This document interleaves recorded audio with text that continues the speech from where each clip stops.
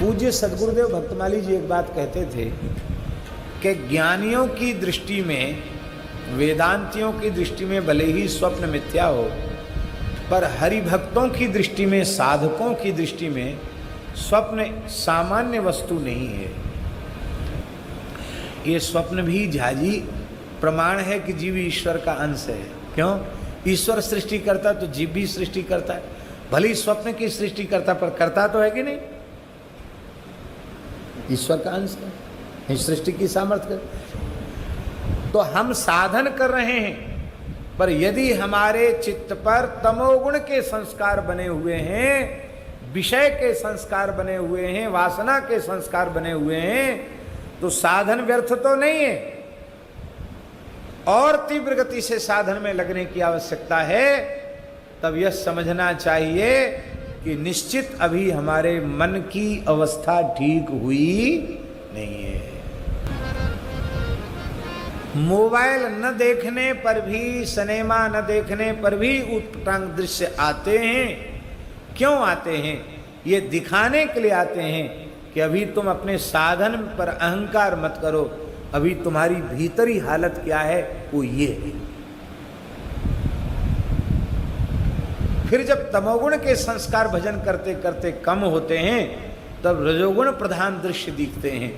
फिर रजोगुण के संस्कार भी जब साधन करते करते कम होते हैं, तब फिर सात्विक दृश्य दिखते हैं। तीर्थ का, धाम का दर्शन, सरयू जी का, अयोध्या जी का, गंगा जी का, यमुना जी का दर्शन, ऋषि मुनि महात्माओं का दर्शन, देवी देवताओं का दर्शन, ये सात्विक जब चित्त की अवस्था हो जाती है, माने रजोगुण तमोगुण जब मिट जाता है और सत्व गुण में साधक भजन के द्वारा प्रतिष्ठित हो जाता है, तब ऐसे स्वप्न आते हैं। और जब हरिगुरु संतों की कृपा से वह गुणातीत अवस्था की ओर बढ़ता है, तब फिर नित्य सिद्ध रसिक आचार्य चरण दर्शन देते हैं। फिर नित्य विहार की लीला का दर्शन होता है। पर स्वप्न और जागृत दो नहीं रह जाते, स्वप्न भी स्वप्न नहीं रह जाता है। हम आपको क्या कहें? स्वप्न स्वप्न नहीं हुए, महापुरुषों के स्वप्न स्वप्न नहीं रहे।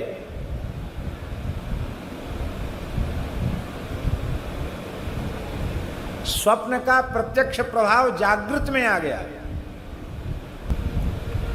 स्वप्न कैसे प्रत्यक्ष होता है? बरसाने में गहुवर वन में पूज्य गुरुदेव भक्तमाली जी की कथा चल रही थी। दास विद्यार्थी जीवन में छोटी अवस्था थी, हम साथ में थे। तो वहाँ एक निम्बार्क संप्रदाय के संत थे, श्रृंगारी जी। वो चिकसौली के विप्र बालकों को राधा कृष्ण के स्वरूप में श्रृंगार करते थे, और 2 सखियां बन जाती और युगल सरकार 4। और वहीं साधु ही साधु मिलजुल के कुछ महावाणी जी के पद गा लिए और आरती कर ली, भोग धरा दिया। और छोटे छोटे बालक हैं, जो खेलें सोई लीला। वहाँ कोई रास के जैसा स्वरूप थोड़ी के, जैसे रास में बढ़िया से वो बालक सब सीखे हुए होते हैं, वो तो बालक हैं, जैसे खेलें वही लीला। तो उनका सब अधरामृत भी लेते, रास बिहारी का प्रसाद भी लेते। पूज्य गुरुदेव भक्तमाली जी भी बड़े भाव से लेते थे, पर हम थोड़ा किनारे हो जाते थे प्रसाद लेते समय। हमारे मन में आता, ब्रजवासी बालक हैं, भले ही ब्राह्मण हैं, तो क्या इनका जनेऊ थोड़ी हुआ है? हम तो जनेऊ पहनते हैं, संध्या करते हैं, गायत्री जपते हैं, इनमें कहा आचार विचार, इनका जूठन क्या खाना, ऐसे मन में भाव था। रास विहारी के प्रति भाव नहीं था, जैसा होना चाहिए। दंडोत प्रणाम करते थे, लेकिन इनका प्रसाद श्रद्धा से लें, ये भाव नहीं था। महाराज जी का अभ्यास ऐसा था कि महाराज जी कभी कुछ कहते नहीं थे। अंतर्यामी तो महाराज जी थे, साक्षात भगवान। उनके अंतर्यामी में तुम्हें कहाँ कमी? पर वो कुछ कहते नहीं। और प्रसाद बटता जरूर था, श्रृंगार भोग धराते, फिर बटता, हम किनारे हो जाते।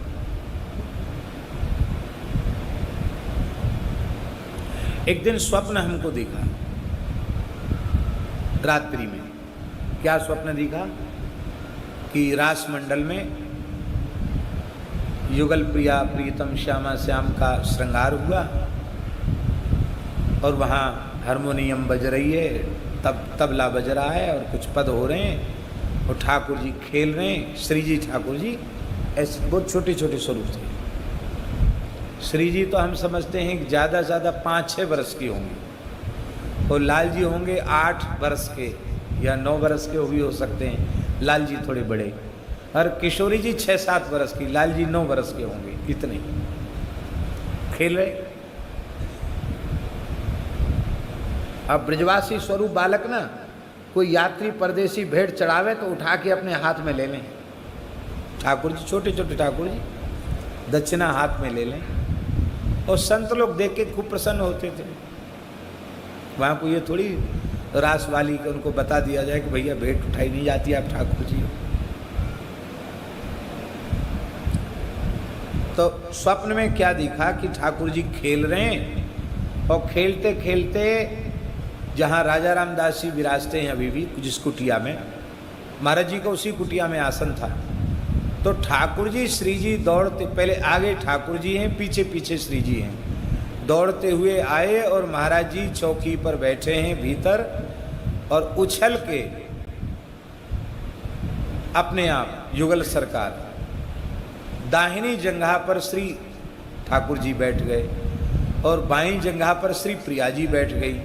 और जब बैठ गए तो महाराज जी बहुत भाव विवल हो गए। उन्होंने जैसे कोई रंग को महानिधि मिल जाए, महाराज जी ने ऐसे अंक में भर लिया युगल सरकार को। और वहाँ रहने वाले सब संत दौड़े हुए आए पीछे पीछे। अकस्मात ये लीला हुई, बोले ठाकुर जी को भोग लगाओ, भोग लगाओ। महाराज जी के हाथ से कुछ ठाकुर जी को भोग लगाओ। तो वहाँ कमरे में केला थे, केला ही सबसे सस्ता और सुलभ फल होता है, केला थे। तो केला तुरंत महाराज जी ने अपने केला दिए कमंडल के जल से धो के, और महाराज जी ने केला ऐसे छील के प्रेम से प्रिया जी को, लाल जी को भोग लगाया। अब शाम का समय है भैया जी, माने स्वप्न की बात है और हम स्वप्न में देख रहे हैं कि बाहर जो चौतरा है, एक धौ के वृक्ष के नीचे बैठ के हम सायं संध्या कर रहे हैं। संध्या हो गई है, गायत्री जप कर रहे हैं। तो ठाकुर जी कूदे गुरुदेव के गोद से और पीछे से श्री जी कूदी और आके ठाकुर जी कह रहे हैं हमसे, ए बाबा माला काय को फेर रहो, ले मौनी बन के बैठो, केरा खा ले, केरा खा ले।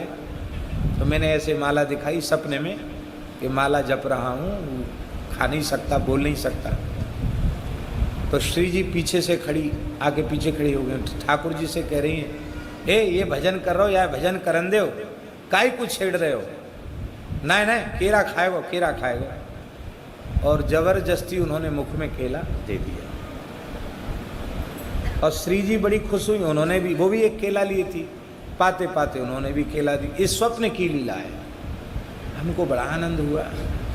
इस स्वप्न की लीला देख के मन में बहुत आनंद हुआ।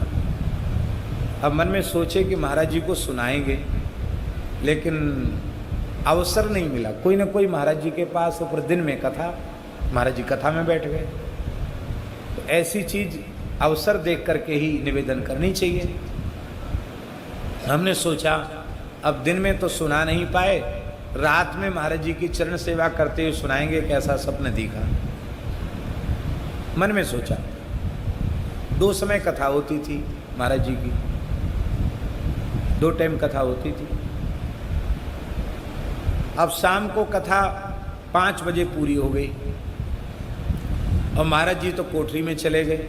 हम स्नान करके बाहर संध्योपासन के लिए बैठ गए और वही लीला जो स्वप्न में हुई थी, वैसी ही पोशाक, वैसे ही ठाकुर जी, वही श्री जी, वही सखियां, वो पूरी की पूरी लीला स्वप्न में महाराज जी से बिना कहे सत्य हो गई। ठाकुर जी दौड़ के आए और हम ऐसे देख रहे हैं और महाराज जी की अंक में उसी झांकी में दर्शन। और महाराज जी किशोरी जी को, ठाकुर जी को भोग लगा रहे हैं और ठाकुर जी, अब हम देख रहे हैं। मैंने कह रही सपने की बात सच्ची हो रही है। और ठाकुर जी कूदे और कूद करके आए, आकर ए बाबा केरा खा ले, केरा। मैंने माला दिखाई, जबरदस्ती मुंह में दे दिया। किशोरी जी ने मने किया फिर भी नहीं माने, फिर मुख में दे दिया। तो वही दृश्य ऐसी ठाकुर जी श्री जी ने दिया, हमको जब तो भूल गया और हम एकदम ऐसे ही हो गए, मतलब किसी काम के नहीं रह गए, ऐसा समझ लो, सब भूल गया। क्या कर रहे थे ये भी भूल गया, आंख से आंसू बहने लग गया। प्रसाद तो मैंने पा लिया। अब रात्रि को मैंने महाराज जी से कहा, महाराज जी हम आपसे कहना चाहते थे लेकिन कहने का अवसर ही नहीं आया। जो स्वप्न में देखा वही 10-12 घंटे के बाद पूरे पूरे स्वप्न को सर्वथा सत्य होते हुए देखा। महाराज जी ने कहा, पंडित जी जानते हो इस स्वप्न का और इस प्रत्यक्ष लीला का आशय क्या है? महाराज जी हम तो नहीं जानते हैं। बोले ब्रज के रसिक आचार्यों ने इस स्वरूप में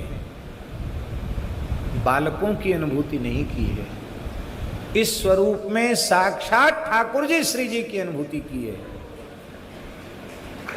और तुम्हारे मन के अपरिपक्व भाव को देखकर अपनी ओर से ठाकुर जी श्री जी ने कृपा की है।